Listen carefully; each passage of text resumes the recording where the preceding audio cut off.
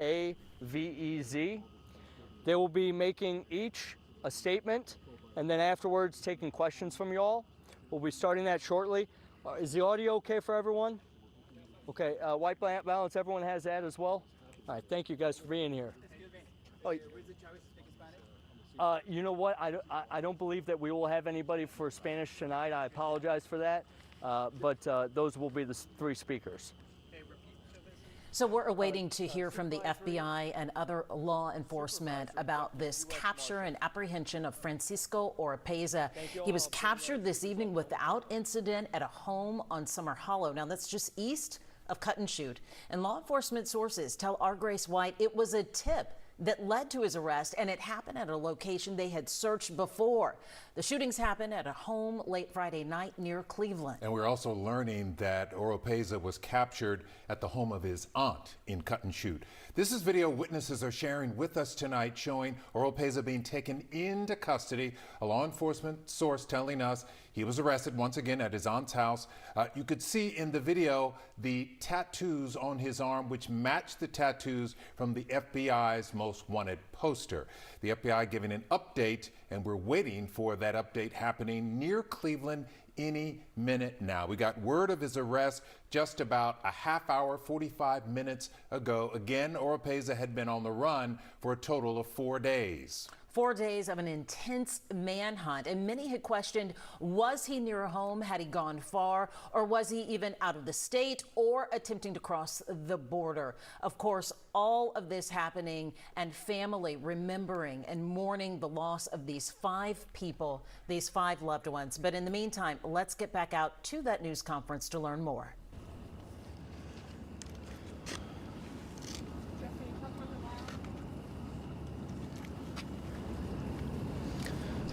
Good evening. I'm Sheriff Greg Capers, San Jacinto County Sheriff's Office, with great news. The suspect is in custody. I have just left Montgomery County Jail where he was taken, and he has been magistrated. He now will be taken to my jail and where his new residence will be. I would like to thank the men behind me and the women behind me. They're not women here right now, but everybody played a very, very integral part in the arrest and capture of this coward.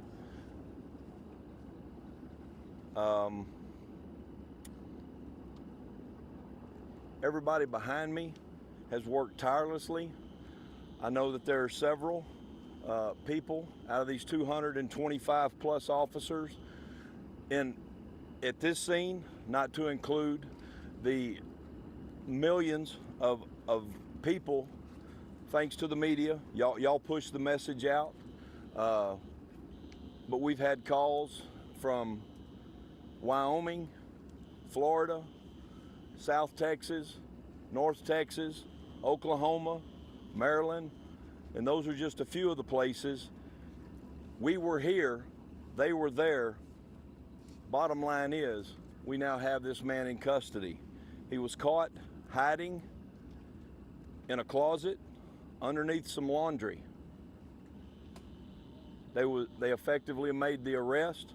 He is uninjured, and he is currently being taken to my facility in Cold Springs.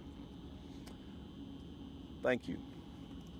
Can you tell us how you guys were able to find him? What clues led you to him tonight? Well, it was a multi-jurisdictional operation, to say the least. Somebody got a tip, DPS CID, U.S. Marshals, FBI. We had a TAC team. They all meandered over there and found that tip to be true. And was this home a relative's home? Did he know where he was? That's unknown to me.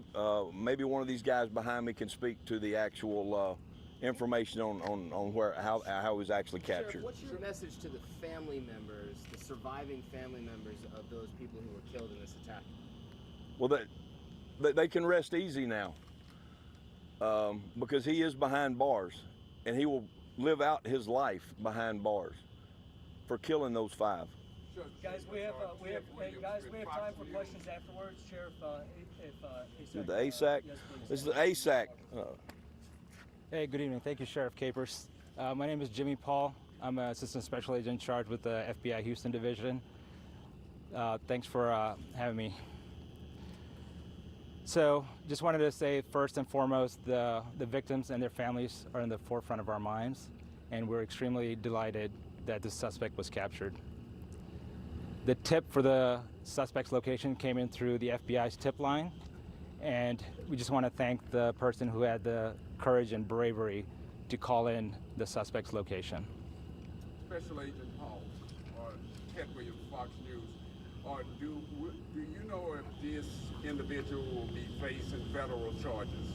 Currently, it's an ongoing investigation, and he's being charged by the San Jacinto County Sheriff's Office. What is the connection to the person who's harboring Oropeza? Sir, it's an ongoing investigation. I can't comment on that at this point. Did he give any indication why he did this? What was his demeanor when he was apprehended? Was he agitated? Was he tired? Hey guys, we're gonna let him get through his statement in the U.S. Marshals, and afterwards we will take questions. Is that cool? Okay, thank you. I just wanted to thank the person who had the courage to call in the tip, and also I'd like to thank the many FBI personnel and local law enforcement agencies who work nonstop to bring this person to justice, to bring a sense of justice to the victims, and also a sense of security to the community of the San Jacinto County community. I mean, this is basically what we do. You know, we show up, we bring the adequate resources, and then we don't let up. We've always said it's not a matter of if, but a matter of when the suspect's gonna be caught, and we're extremely glad that today was the when. At this time, I'd like to turn it over to the U.S. Marshal Service representative. Good evening. My name is Joe Ruiz de Chavez. I'm a supervisory deputy U.S. Marshal. I oversee the Gulf Coast Violent Offenders and Fugitive Task Force here in Houston, Texas. First, I want to say that this was an atrocious crime that devastated this community and this country. We received a call for request from Sheriff Capers, and we brought expertise in fugitive investigations and personnel to assist in this investigation. The Marshal Service is the oldest federal law enforcement agency, and we have an expertise in hunting fugitives. This is a very sad time for the victims, and I hope that this will bring them some comfort and they could grieve. Thank you. We'll open up for questions now. Can you tell us if Oropeza had any help from anybody? Recapping for you real quick while this is still in progress, want to bring you the latest. Francisco Oropeza in custody tonight, set to be transferred to San Jacinto from the Montgomery County Jail. Hearing from the San Jacinto Sheriff, he says Oropeza was caught hiding in a closet amid laundry. The tip, by the way, came in from the FBI tip line. A reminder, there was a $100,000 reward on the line. Yeah, we have multiple crews working this story tonight, from the jail to where Oropeza was captured, and Governor Greg Abbott's reaction to news of this arrest. All of that coming up in just a few minutes on KHOU 11 News at 10, and we're streaming the news conference right now online. We'll see you on air at 10. About Oropeza. Oropeza is the only medicine that treats TED at the source, not just the symptoms. In a clinical study, more than 8 In your office. Yes, sir. We actually filed charges on him in 2022, and it, to the best of my knowledge, we got a warrant for him, and the constable went to serve him in another county because he left here, and never could make contact with the subject, and then a few days later, the victim went to the district attorney's office in our county and filed a non-prosecution statement. Sorry to belabor this point, but the address where this arrest took place have court documents that show it traces back to an aunt of Oropeza, I believe. Is that still the case, that this would be a home of a family member? Can anybody confirm that? I can't. I mean, it's still ongoing, the investigation part. I wasn't part of the arrest team. Do we have any idea how he got from the place where the shooting happened to Cutton?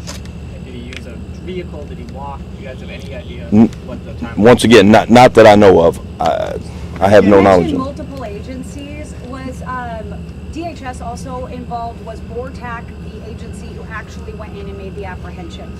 They were part of that team, I do believe. Yes, ma'am. And now with the wife, the surviving wife that's still living at that home, she is currently an ICE fugitive. Is anything happening with her? Is she being investigated? Are there follow-ups happening with her? I've understood from deputies that she has been cooperating.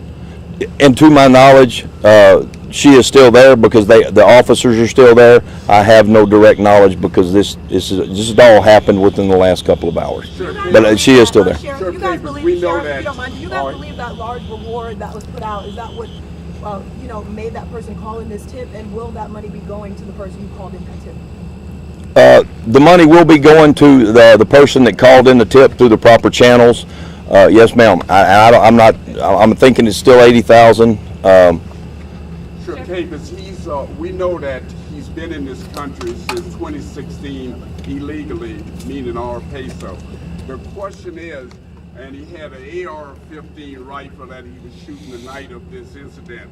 Have you been able to connect the dots as to how an illegal alien was able to purchase or to get that AR-15 weapon? Well, I could just speak to conjecture. Buy it from somebody else on the street. Are you conducting an investigation to try to connect those dots? Yes, sir, we are. That is an ongoing investigation as well. When did you learn about that the suspect was at this address, and when did you actually go in? What was the time, the specific time? For tonight's arrest? Well, yeah, when did you first learn that he was there, and then when did you actually go in? We would probably need to defer that to the FBI or the U.S. Marshals. We received the tip at 5:15 p.m. Sorry about that. We received the tip at 5:15 p.m. and the arrest was made at 6:30 p.m. Can any of the participating agencies discuss how surprised were you that you ended up finding Oropeza 15 miles away or less from where this crime was committed?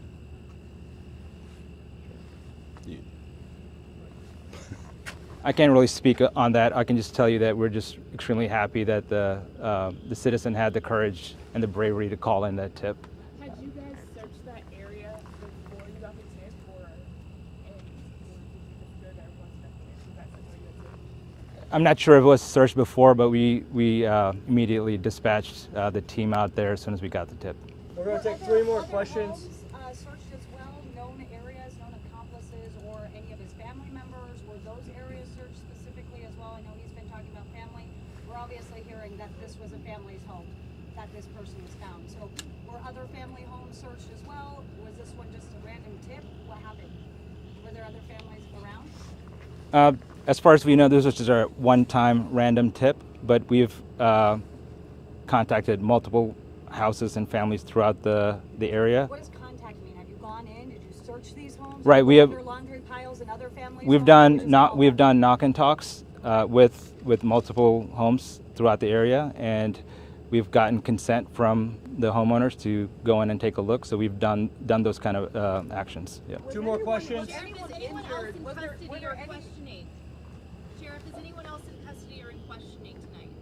Oh, sorry, Sheriff. No, ma'am. Nobody else is in custody tonight, and I'm assuming that they are still at the house questioning the people that were at the house where the suspect was arrested. Did you guys find anyone else, any other injuries while this suspect was on the run? Was anyone hurt, in his quest to kind of evade law enforcement?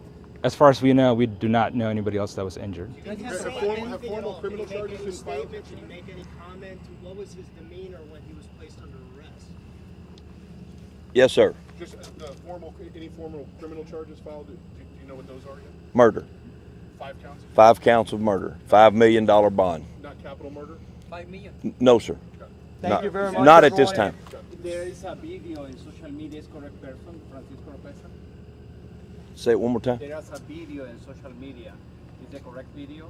The correspondent to Francisco Oropeza? I haven't had time to visit social media. Thank you very much, everyone. I'm going to clarify. Thank you very much, everyone. Thank you guys very much.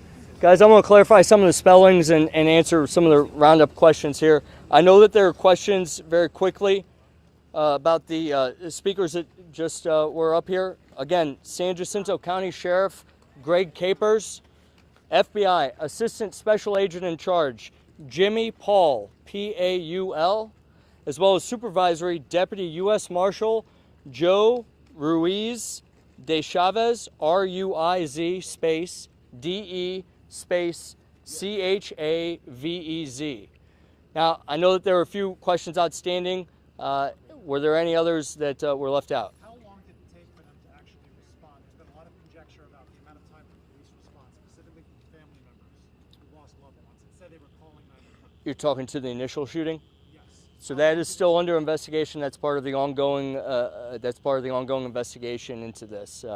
But the sheriff will be releasing something later, I believe. But at this point in time, that's part of the ongoing investigation. Are you confident you have the murder weapon? I'm sorry, say that again. Was the murder weapon in this case recovered? Do you guys have the actual gun that they believe was used? At this point in time, this is very fresh, right? We just got him into custody. This is ongoing. So a lot of the questions that you guys had, they're great questions, but it's ongoing. And which agency went inside and got him? Yes, I would actually like to clarify. Someone asked about BORTAC, so I would like to clarify. This obviously was a lot of different agencies helping out. San Jacinto Sheriff's Office were the lead agency. FBI assisted. The three agencies that went into that house were the United States Marshals Service, Texas DPS, as well as the United States Border Patrol BORTAC team. Those three elite agencies were the ones who brought this fugitive into custody. It's a shortening of, I believe, Border Patrol Tactical Team, but BORTAC, BORTAC, but please check with their website. Border Patrol, DPS, and Marshals? Border Patrol, DPS, and Marshals, yep. DPS, not Rangers. Texas DPS. Rangers are a part of DPS, so. I'm unsure of that, and that's probably the last question I'm going to take tonight, guys. Again, thank you all so much for coming out. I'll be over here for a while, but thank you very much.